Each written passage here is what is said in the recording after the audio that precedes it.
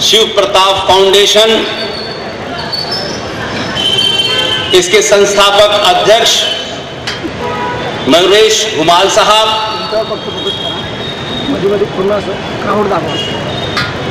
और मुंबई के 24 कैरेट के सनातनी हिंदुओं,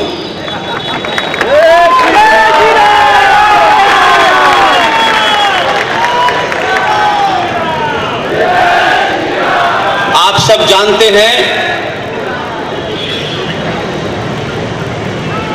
मंच पे पहुंचने के बाद मैं किसी को माफ नहीं करता और जिन्हें मैं जानता भी नहीं हूं,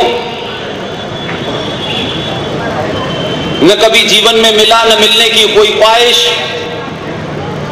अगर उन्होंने कोई भी काम ऐसा किया हो जो सनातन हिंदू को मजबूत करता है, उसको खुल के उसका समर्थन करता हूं।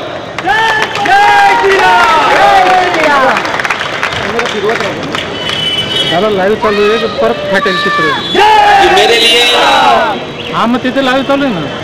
पहली ऐसी महाराष्ट्र में सभा है जहां मैं अपने दिल की बात आपसे कहना चाहता था। संभाजी महाराज भिड़े गुरु जी की तरफ से आदेश हुआ कि आपको मुंबई में कल्याण में जाना है, कि मैं उनके आदेश का पालन करने आया हूं।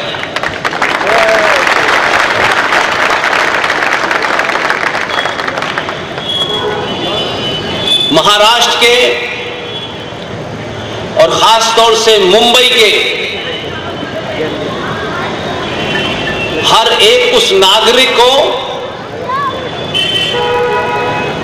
उस नेता को महाराष्ट्र के और मुंबई के लोगों ने दिखाया है। एक ऐसा भी दौर था जब हर पार्टी, हर संगठन अपने आप को ज्यादा से ज्यादा यह प्रचारित करने की ख्वाहिश रखता था, चिंता करता था कि उसके बारे में सनातन संस्कृति के दुश्मन, भारत राष्ट्र के दुश्मन, हमारी परंपरा और आस्थाओं को चोट पहुंचाने वाले लोगों को कैसे खुश किया जाए। भारतीय राजनीति में यह होड़ लगी हुई थी पिछले 70 सालों से, कैसे हम उन लोगों को खुश करें जिन्होंने हमें, हमारी सभ्यता को रौंदा है।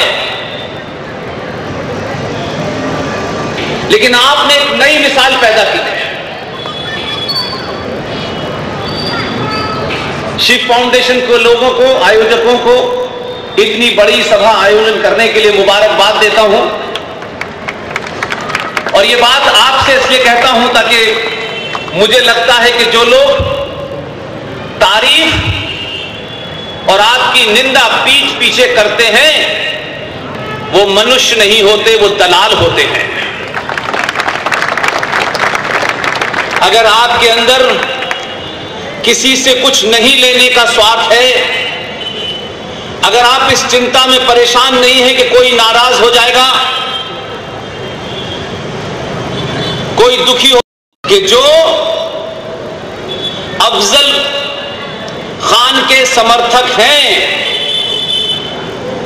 आपने तय कर दिया कि शिवाजी महाराज को अगर नहीं पढ़ाया गया होता और जिस तरीके से हमारे इतिहासकारों ने शिवाजी के बारे में लिखा है, आज भी बड़े से बड़े कंपटीशन में वही किताब पढ़ाई जाती है जिसमें छत्रपति शिवाजी महाराज के बारे में बड़े अशब्द किए गए हैं।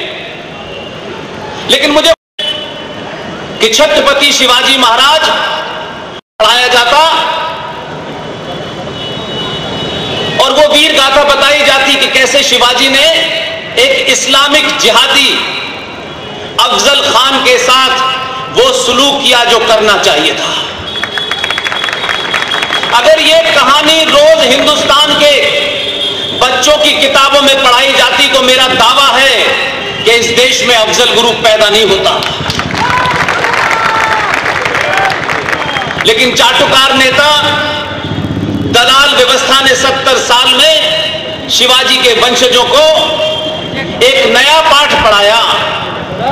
आपको शिवाजी सिंगल वर्ड यूज नहीं करे, आपको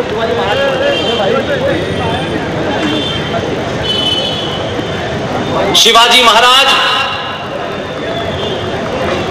की आप जितनी चर्चा करें, लेकिन मैं आज भी मानता हूं कि महाराष्ट्र में और खासतौर से मुंबई के लोगों को जो मुझे मुबारकबाद देनी है, इसलिए कि आप किसी पार्टी का नाम, संगठन का नाम छत्रपति शिवाजी महाराज से रख लें, आप पे लोगों ने यकीन किया कि आप सच में छत्रपति शिवाजी महाराज की विचारधारा को आगे बढ़ाएंगे। आपने भरपूर समर्थन दिया, लेकिन यह इस महाराष्ट्र में ही हुआ। सत्ता आदमी को कितना बड़ा दलाल बना देती है। उसने अपनी योग्यता और क्षमता के हिसाब से एक किसी जिहादी और आतंकी ग्रुप से उनका संबंध हो सकता है,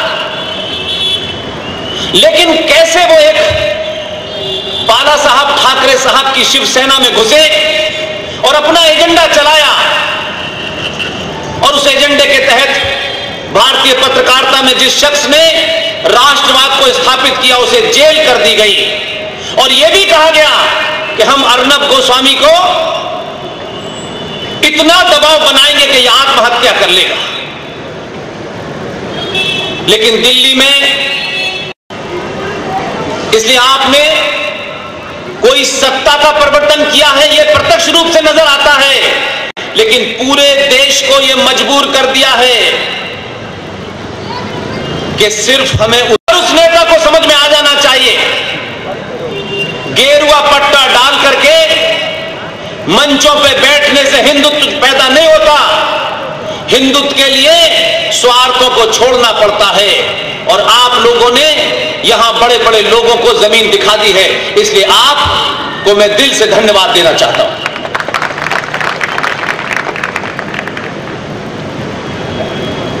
वर्तमान में जो आपके राज्य में सरकार है, आप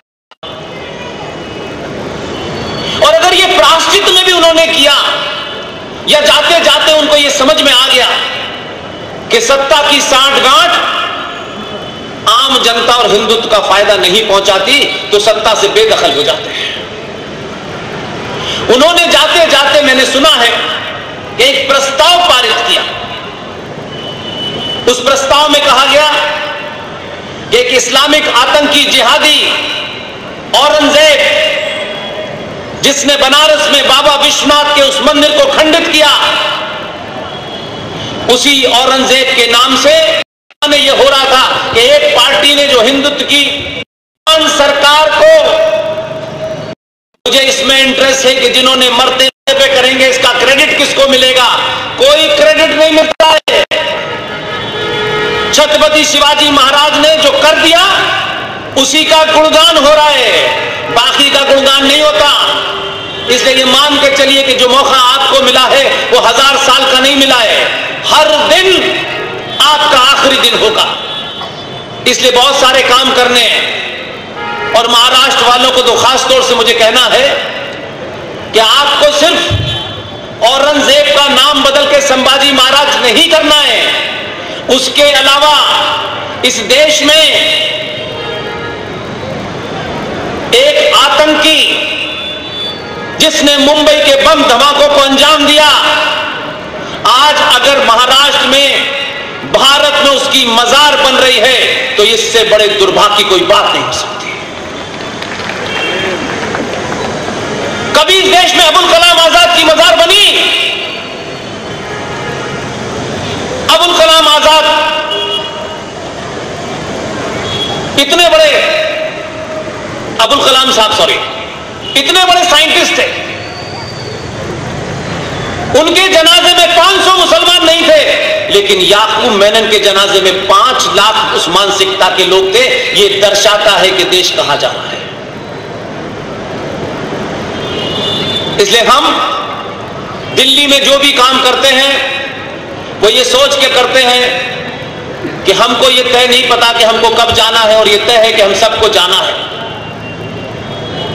ये मकान, ये गाड़ियां, बड़ी बड़ी प्रॉपर्टी, इन्होंने कभी राष्ट्र नहीं बचाया।